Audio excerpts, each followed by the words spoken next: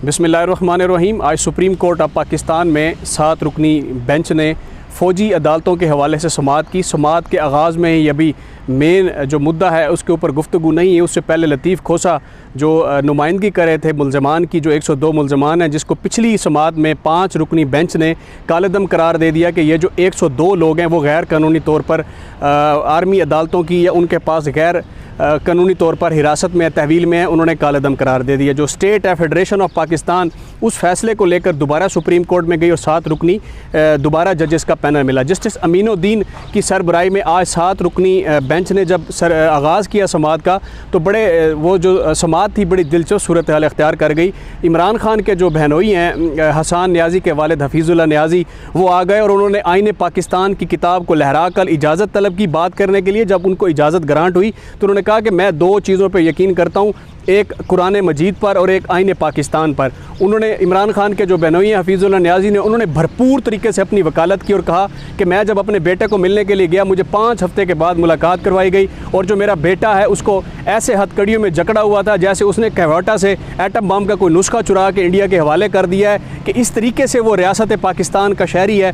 दीगर फैमिलीज़ को मिलने नहीं दिया जा रहा, फैमिलीज़ को सुप्रीम कोर्ट के अंदर नहीं आने दिया जा रहा। इसके साथ सलमान अकरम राजा ने भी आकर जो है वो आर्गो की और बताया कि जो बेसिक ह्यूमन राइट्स है उसकी वायलेशन हो रही है और जजेस को ये बावर करवाया आपके जो साबिक़ा फ़ैसले हैं वो उसकी वायलेशन हो रही है। जजेस ने कहा कि ठीक है हम इसको पढ़ लेते हैं, मेन पिटिशन की तरफ वापस आते हैं, केस को आगे बढ़ाते हैं। उसके बाद एतजाज़ एहसन ने भी अपना जो हिस्सा है वो बताया, बल्कि उन्होंने कहा कि जब मैं अदीब के साथ उसमें जेल में बंद था, एक शेर भी उन्होंने बड़ा ज़बरदस्त सा पढ़ के सुनाया और वो भी यही तर्जमानी कर रहे थे। अब इस सारी सूरत हाल के अंदर जो है आज हामिद खान जो थे वो Lahore high court district bar और लाहौर हाई कोर्ट बार की नुमाइंदगी कर रहे थे। उनकी जो पिटीशन है वो एक्सेप्ट करते हुए उनको भी फरीक बनाया गया है। इवन कि आज बड़ा ज़बरदस्त एक कमेंट किया है जस्टिस जमाल मंदोखेल ने। क्या कमेंट किया है ये फ़ैसला ही समझ लीजिए। चूँकि 5 जो जजेज़ हैं पहले वो आर्मी अदालतों को गैर कानूनी करार दे चुके हैं। आज जब 7 का पैनल बैठा तो उसमें जमाल मंदोखेल साहब ने कहा कि ये बताया जाए कि जब जिन्ना हाउस लाहौर में हमला हुआ, उसको जलाया गया, गहराया गया, कायदे आज़म मोहम्मद अली जिन्ना जो बानी पाकिस्तान है वो यहाँ कितनी दफ़ा रहे, कितनी दफ़ा आए, कितना अरसा उन्होंने स्टे किया। और दूसरा, जब हेयरिंग ख़त्म हुई उसके बाद जब बाहर निकले सीनियर वकला जो आपस में चाय मगोइयाँ कर रहे थे, वो कह रहे थे कि हम भी पढ़ कर आए हैं पाकिस्तान की तारीख़, पाकिस्तान की किताबें पढ़ के, पाकिस्तान का ला पढ़ के। हमने कई मुताला पाकिस्तान में नहीं पढ़ा कि मोहम्मद अली जिन्ना का यहाँ जिन्ना हाउस है और वो यहाँ आया भी करते थे।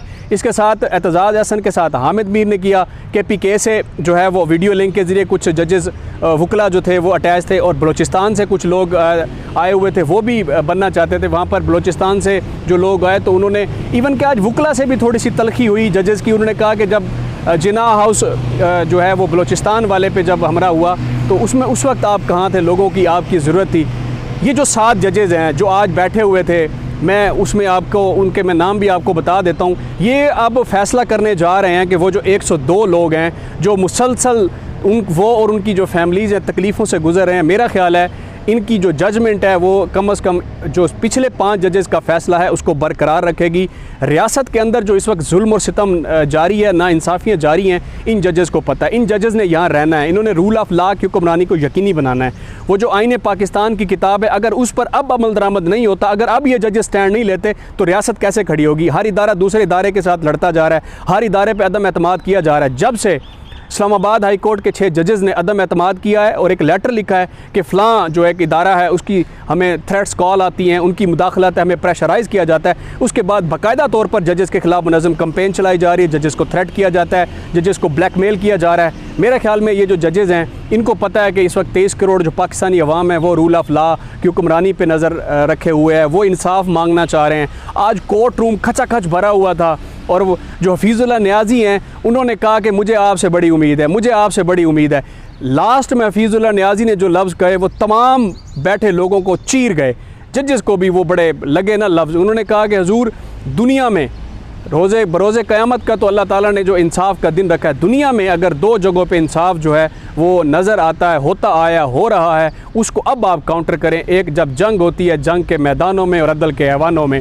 अब अदल के ऐवानों से हमें इंसाफ चाहिए, वो वाला इंसाफ चाहिए जो नज़र आ रहा है, कहीं पर कोई एविडेंसेस नहीं है। अब जो है वो उनकी पटिशन हफीज़ुल्लाह नियाज़ी की जो मुलाकात की एक एप्लीकेशन है उस पर नंबर नहीं लगाया जा रहा था, वो जस्टिस अमीनुद्दीन ने जो 7 रुकनी बेंच की सरबराही कर रहे थे उन्होंने इजाज़त दी कि जनाब आप इस पर नंबर लगाएं, मुलाकात के लिए उन फैमिलीज़ को दोबारा लेकर जाएं, उनसे मिलें, मुलाकातें करें। ताहम इस मौके पर जो स्टेट का स्टांस था, अटॉर्नी जनरल ने बताया कि अगर हमारा मौक़िफ़ एक्सेप्ट हो जाता है, हमारा जो नुक्ता नज़र है उसको ये 7 रुकनी बेंच एक्सेप्ट कर लेता है, तो उसके साथ इनको हक़ हासिल होगा कि ये मुलाकातों के लिए या बेल के लिए हाई कोर्ट से रजू कर सकेंगे मुतलका, या अगर हाई कोर्ट से उनकी बेल रिजेक्ट होती है तो सुप्रीम कोर्ट में ले जाया जाएगा। जब ट्रायल होगा, जब एविडेंसेस आएंगी, फिर उसका जो है वो निचोड़ आपके सामने रखा जाएगा।